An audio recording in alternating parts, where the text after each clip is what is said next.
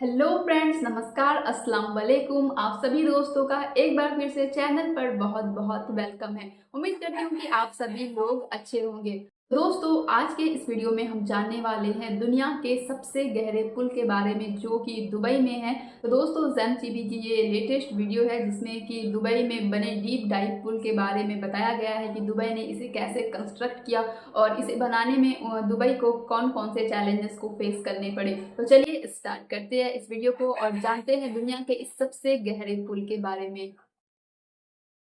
Dubai में मौजूद दुनिया के डीपेस्ट डाइविंग पूल की कंस्ट्रक्शन के दौरान जब जमीन में 45 मीटर का टनल खोद दिया गया तो एक अनोखे मसले ने इंजीनियरिंग टीम का रास्ता रोक दिया। मालूम पड़ा कि पोलैंड में डीप स्पॉट नामी एक डाइविंग पूल खुला है जिसकी गहराई भी 45 मीटर्स ही है।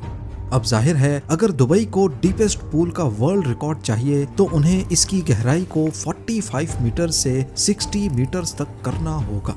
पर यह काम जितना सुनने में आसान लग रहा है उतना ही करने में मुश्किल।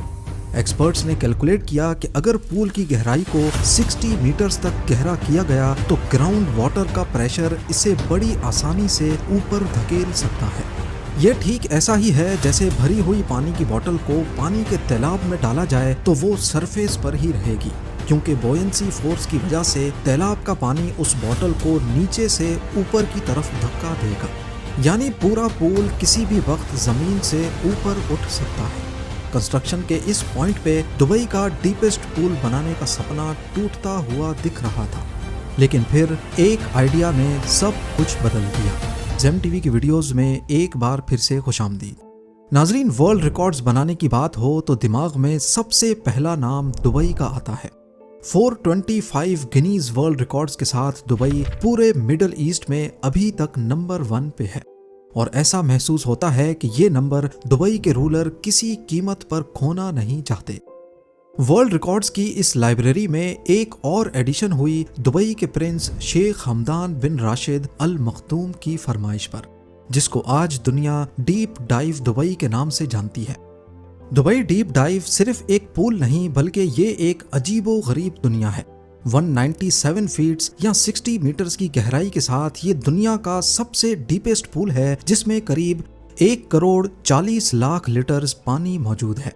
इतना ही जितना 6 ओलंपिक स्विमिंग पूल्स में होता है या फिर जितना 90,000 लोग पूरे एक दिन में इस्तेमाल करते हैं। इस पूल में एक डूबे हुए शहर की थीम रखी गई है जहां डाइवर्स को ऐसा एक्सपीरियंस मिलता है जिसका पहले सोचना भी मुश्किल था। पूल के पानी को साफ रखने के लिए नासा की मदद से एक ऐसा सिस्टम बनाया गया है जो हर 6 घंटे में पूरे 14 मिलियन लीटर्स को साफ कर देता है। चाहे बाहर का टेम्परेचर 50 डिग्री सेल्सियस हो या 20 डिग्रीज, पूल का पानी डाइवर्स के आराम के लिए हर वक्त 30 डिग्रीज पे ही मेंटेन रहता है। पर हम यहाँ डीप डाइव की खूबियों से ज्यादा इसकी कंस्ट्रक्शन टेक्निक्स में इंटरेस्टेड हैं, क्योंकि इंजीनियरिंग कम्युनिटी का मानना है कि दुबई का ये डीपेस्ट पूल किसी इंजीनियरिंग के करिश्मे से कम नहीं है। डीप डाइव दुबई की कंस्ट्रक्शन के दौरान इंजीनियर्स को किन किन मुश्किलात का सामना करना पड़ा, बिना टाइम जाया किए इन पर एक नजर डालते हैं। सबसे पहला चैलेंज था प्लानिंग और डिजाइन का। क्राउन प्रिंस शेख हमदान चाहते थे कि कोई ऐसा डिजाइन हो जो दुबई की कल्चरल वैल्यूज की एक झलक दिखा सके। ऑयल और टूरिज्म से पहले दुबई में पर्ल डाइविंग का बड़ा काम था। प्रोफेशनल डाइवर्स बिना स्कूबा गियर्स के खुले समंदर में कूदते थे और सी शेल्स को ढूंढकर उसमें से मोती निकालकर बेचा करते थे। दुबई की इकोनॉमी का बड़ा हिस्सा पहले पर्ल डाइविंग पे ही डिपेंडेंट था। इसी आइडिया को नजर में रखते हुए डीप डाइव को सी शेल की शक्ल दी गई। एक ऐसा शेल जो दूर से देखने पर समंदर किनारे एक खुले हुए शेल की तरह लगे। पर यह तो रहा इसका आउटर फसाद। फैसला अब यह करना था कि इसके अंदर दुनिया का डीपेस्ट डाइविंग पूल कैसे बनाया जाएगा। दुनिया भर से आर्किटेक्ट्स और इंजीनियर्स बुलवाए गए जो इस प्रोजेक्ट के लिए रियलिस्टिक आइडियाज दे सकें। सबसे आसान तरीका था कि 45 मीटर्स ऊंची एक मजबूत बिल्डिंग खड़ी की जाए और उसके अंदर पानी भरा जाए। पर इस आइडिया में एक मसला था। ये पूल 45 मीटर्स गहरा तो बन जाएगा, लेकिन वर्ल्ड रिकॉर्ड बनाने की शर्त यह है कि पूल जमीन के ऊपर नहीं बल्कि इसके नीचे बना हुआ हो। दूसरा ये कि दुबई एक बहुत गर्म शहर है। अगर पूल जमीन से ऊपर बिल्डिंग में बनाया गया तो माहौल की गर्मी पूल के एटमॉस्फेयर को भी अपनी लपेट में ले सकती है। दुबई के क्राउन प्रिंस चाहते थे कि एक ऐसा पूल बने जिसके न सिर्फ डिजाइन बल्कि उसकी गहराई के बारे में भी दुनिया बातें करे। तभी फैसला किया गया कि दुनिया का सबसे गहरा डाइविंग पूल जमीन के नीचे खोदा जाएगा। जमीन में एक शाफ्ट खोदी जाएगी जो हॉरिजॉन्टल नहीं बल्कि वर्टिकल होगी। और यहीं से शुरुआत हुई एक नए चैलेंज की, और वो था एक्सकवेशन।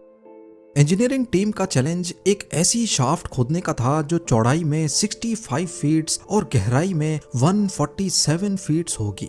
इस शाफ्ट को सिर्फ खोदना ही नहीं बल्कि इसके बॉर्डर पर एक दीवार भी खड़ी करनी थी जो इस शाफ्ट को कोलैप्स होने से भी रोकेगी। इंजीनियरिंग की जबान में इस दीवार को डायाफ्राम वॉल कहा जाता है। इस काम को अंजाम देने के लिए एक खास एक्सकवेटर मंगाया गया। मशीन की मदद से 147 फीट्स की गहराई तक एक पिलर जितनी चौड़ाई का खड्डा खोदा गया। फिर इसमें स्टील केज डालकर कंक्रीट भर दिया गया और फिर इसी तरीके से छोटे छोटे चंक्स में पूरी डायाफ्राम वॉल बनाई गई। प्लान ये था कि 5-5 मीटर करके खुदाई की जाएगी 45 मीटर्स नीचे तक, जहां तक डायाफ्राम वॉल मौजूद है। पर पहले 5 मीटर्स की खुदाई के बाद ही एक नया चैलेंज उनका इंतजार कर रहा था, ग्राउंड वाटर से निपटने का। डायाफ्राम वॉल बनाने के बाद जब एक्सकवेशन का काम शुरू हुआ तो 8 मीटर्स के बाद ही जमीन के नीचे से पानी निकल आया।